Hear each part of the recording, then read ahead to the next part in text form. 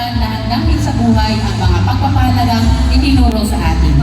Upang pangunahan ang makabuluhang gawain ito, malugod po nating inaanyayahan si Larvinia Jewel I. Gumaru mula sa Section SRC upang pamunuan ang aming panunumpa ng katapatan.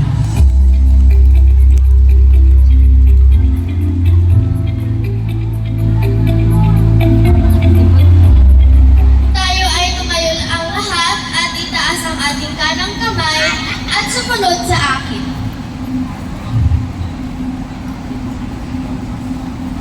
Panunumpa ng mga nagsipagtapos. Kaming mga nagsipagtapos sa Santa Rosa Elementary School, Central 3. Batch 2025-2026 ay buong katapatan na mangako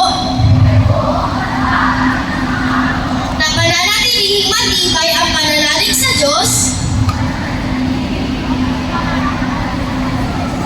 na anumang tagumpay na nakamit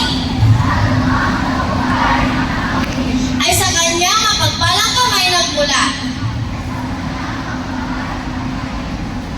na laging itataguyod ang adhikain ng pamahalaan sa ikatatagumpay ng bansang Pilipinas. Nasisikapin namin